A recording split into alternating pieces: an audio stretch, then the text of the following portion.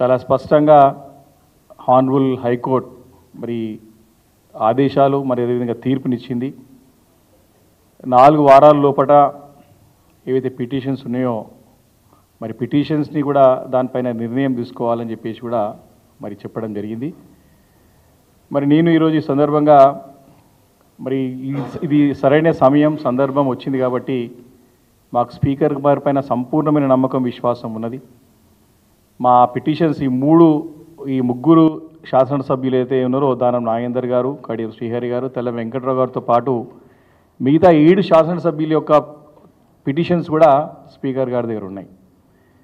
మరి మళ్ళీ కోర్టు యొక్క డైరెక్షన్స్ కానీ కోర్టు తీర్పు గురించి వేచి చూడకుండా శాసనసభ యొక్క గౌరవాన్ని ఏదైతే లెజిస్లేటివ్ మనకు ఒక పిల్లర్ 4 పిల్లర్స్లో మనం అనుకుంటాం కదా, 4 పిల్లర్స్లో మనకు అసలు లెజిస్లేటివ్ అనేది ఒక ప్రధానమైన పిల్లర్.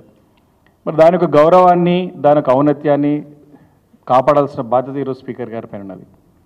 ఇప్పటికైనా సరే ముఖ్యమంత్రి గారి యొక్క ఒత్తిడులకు ప్రభుత్వం యొక్క ఒత్తిడులకు లోను కాకుండా వారు స్వతంత్రంగా ఖచ్చితంగా ఇలాంటి అనుమానం లేదు, రాజ్యాంగం ప్రకారంగా పార్టీ ఫిరాయించిన ఎమ్మెల్యేల పైన అనర్హులుగా ప్రకటించేటువంటి సర్వాధికారాలు స్పీకర్ గారికి ఉన్నాయి. కాబట్టి ఈ ముగ్గురు శాసనసభ్యులతో పాటు మిగతా 7 సభ్యులది కూడా ఎవరైతే పార్టీ ఫిరాయించి బాహటంగా వారు పార్టీ మారడమని చెప్పుకున్నారో ఆ 10 మంది శాసనసభ్యులపైన ఇమ్మీడియట్గా స్పీకర్ గారు వారిపైన కూడా అనర్హులుగా ప్రకటించాలని చెప్పేసి కూడా నేను సవినయంగా స్పీకర్ గారిని విజ్ఞప్తి చేస్తా ఉన్నాను. ఎందుకంటే వేచి చూసే ధోరణిలో ఉండి, ఎందుకంటే మన ప్రధానంగా మనం అనుకుంటాం ఇంతకుముందు మనం 4 పిల్లర్లో జ్యుడిషియరీ కానీ, అదేవిధంగా లెజిస్లేచర్ కానీ, అదేవిధంగా ఎగ్జిక్యూటివ్ బాడీస్ కానీ, అదేవిధంగా మనం 4th ఎస్టేట్గా మనం 4th పిల్లర్గా మనం మీడియాని మనం అనుకుంటాం దేశంలో అంతా కూడా. కాబట్టి ఈ యొక్క గౌరవాన్ని కాపాడాల్సిన బాధ్యత సమయం ఆసన్నమైంది. మరి కాంగ్రెస్ పార్టీ యొక్క ద్వంద్వ వైఖరి ఈరోజు తేటతెల్లం అవుతూ ఉంది. దేశవ్యాప్తంగా గడిచిన మరి 7-8 నెలలుగా ఇక్కడ తెలంగాణ రాష్ట్రంలో కానివ్వండి, దేశవ్యాప్తంగా కానివ్వండి, వారు ఢిల్లీలో మాట్లాడే ఒక తీరు ఉంటుంది, ఇక్కడ రాష్ట్రంలో అమలయ్యే తీరు ఒకలాగా ఉంటుంది. హిమాచల్ ప్రదేశ్లోనేమో పార్టీ ఫిరాయించినటువంటి ఎమ్మెల్యేనేమో శిక్షిస్తారు, తెలంగాణలో మాత్రం పార్టీ ఫిరాయింపు చేస్తున్నటువంటి ఎమ్మెల్యేని రక్షిస్తారు. ఈ రకంగా అక్కడేమో పనిష్మెంట్ ఇస్తూ ఉన్నారు, ఇక్కడేమో రెడ్ కార్పెట్ ఇస్తూ ఉన్నారు. ఇవి స్పష్టంగా కనపడుతూ ఉంది. వారం రోజుల క్రితమే వారు అనర్హులు ప్రకటించడమే కాక వారికి పెన్షన్ కూడా ఇవ్వమని చెప్పేసి కరాఖండిగా అసెంబ్లీలో తీర్మానమే చేసినటువంటి సందర్భం చూసాం. మరి ఇక్కడ కూడా కాంగ్రెస్ పార్టీ ఉంది కదా, దీనిపైన ఈరోజు కాంగ్రెస్ పార్టీ జాతీయ పార్టీ అని చెప్పుకుంటాం. ఎందుకంటే ఈరోజు రీజనల్ పార్టీగా మరి ఉన్నది ఈరోజు. కానీ వారికి చరిత్ర గల పార్టీ కాంగ్రెస్ పార్టీ అని చెప్పుకుంటాం. ఈరోజు ఒక ఆదర్శవంతమైన పార్టీగా చెప్పాల్సినటువంటి అవసరం ఏర్పడింది. ఈరోజు వారు స్పష్టంగా దీనిపైన సమాధానం కూడా, మేము అధికారంలో రాగానే ఇమీడియట్గా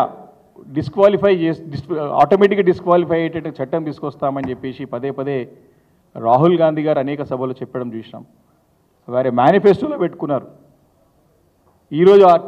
ఈరోజు సమాధానం రాహుల్ గాంధీ గారు, దేశ పార్లమెంట్లో ప్రధాన ప్రతిపక్ష నాయకుడు ఉన్నటువంటి రాహుల్ గాంధీ గారు దీనిపైన సమాధానం స్పందించాల్సిన అవసరం ఉన్నది. ఈరోజు జాతీయ పార్టీ అధ్యక్షులైనటువంటి మల్లికార్జున ఖార్గే గారు దీనిపైన స్పందించాల్సిన అవసరం ఉన్నది. దేశానికి ఇది ఒక మైలురాయి లాంటి రేపు ఈ తీర్పుతో పాటు స్పీకర్ తీసుకున్న నిర్ణయం దేశానికి ఒక ఆదర్శ నిర్ణయంగా ఉండాలి అని చెప్పాల్సిన అవసరం ఉన్నది. ఇది రేపు అందరూ కూడా అన్ని రాష్ట్రాలకి దేశంలో ఉన్న ప్రతి ఒక్క లెజిస్లేటివ్ పార్టీ ప్రతి ఒక్క పార్టీకి కూడా ఈరోజు ఈ తీర్పు అనేది ఒక పునాది రాయి, దీంతో ఇది ఆదర్శంతం కావాల్సిన అవసరం ఉన్నది. కాబట్టి కాంగ్రెస్ పార్టీ మరి తమ ద్వంద్వ వైఖరిగా కాపాడుకునే ప్రయత్నం చేస్తుందా ఇక్కడ, లేకపోతే చట్ట ప్రకారం రాజ్యాంగాన్ని కాపాడుకునే దానికి ప్రజాస్వామ్యాన్ని కాపాడుకునే నిర్ణయం తీసుకుంటుందా? మరి దీనిపైన వేచి చూస్తాం. ఎట్టి పరిస్థితుల్లో అన్ని ఆధారాలతో పాటు అన్ని తేటతెల్లమైపోయింది. 10 మంది పార్టీ ఫిరాయించినటువంటి ఎమ్మెల్యేలని ఇమ్మీడియట్గా అనర్హులుగా ప్రకటించాల్సినటువంటి అవసరం ఏర్పడ్డది. మళ్ళీ ఇది కోర్టు ద్వారా చేసే అవకాశం మరి స్పీకర్ గారు చేయొద్దని చెప్పేసి మనస్ఫూర్తిగా కోరుతా ఉన్నాను. ఎందుకంటే మనకు గౌరవం ఉన్నది, ప్రజలు ఎంతో నమ్మకంతో ఈరోజు కాంగ్రెస్ పార్టీకి ఈరోజు రాష్ట్రంలో అధికారం ఇచ్చినారు. కాబట్టి వారు దీన్ని కాపాడుకునే విధంగా ప్రయత్నం చేయాలా, అంతే తప్ప మరి మేము ఇంకా చాలా లూప్ హోల్స్ ఉన్నాయి దీంట్లో ఇంకా వెతుక్కుంటాం కాలయాపన చేస్తామంటే మీరు అపహాస్పాలన ఖాయం. ఇప్పటికే రాష్ట్రంలో ముఖ్యమంత్రి గారు వారి యొక్క మంత్రివర్గం తీసుకున్న నిర్ణయాలతో అనేక ఇబ్బందులు వస్తూ ఉన్నాయి. రాష్ట్రం అప్రతిష్ట పాలైంది. ఈరోజు పెట్టుబడులు పోతూ ఉన్నాయి. వరదలు వస్తే ఆదుకునే పరిస్థితి లేదు. రైతులు ఆత్మహత్యలు చేసుకుంటా ఉన్నారు. ఈరోజు బాధాకరమైన పరిస్థితి ఏంటంటే తెలంగాణ రాష్ట్రం ఏర్పడిన నుంచి కూడా 10 సంవత్సరాల బీఆర్ఎస్ ప్రభుత్వం కేసీఆర్ నాయకత్వంలో అనేక అవార్డు జాతీయ అంతర్జాతీయ అవార్డులు అందుకున్నటువంటి చరిత్ర ఉన్నది. ఈజ్ ఆఫ్ డూయింగ్ బిజినెస్లో ఎప్పుడు కూడా 1, 2, 3 1, 2, 3లు ఉండే. మొన్న 10వ స్థానం కూడా 10 ర్యాంకులలో ఒక్క ర్యాంక్ కూడా రాలేకపోయినది. కాబట్టి ఈ రకంగా కాంగ్రెస్ పార్టీ తీసుకునే నిర్ణయాలతో అన్ని రంగాల్లో వైఫల్యాలు చెందుతూ ఇబ్బంది పడుతున్న తరుణం ఇది. అట్లీస్ట్ ఈ ప్రజాస్వామ్యాన్ని కాపాడే విధంగా, రాజ్యాంగాన్ని కాపాడే విధంగానైనా సరే కాంగ్రెస్ పార్టీ నిర్ణయాలు ఉండాలి. స్పీకర్ గారి పైన ఒత్తిడి లేకుండా ఉండాలా.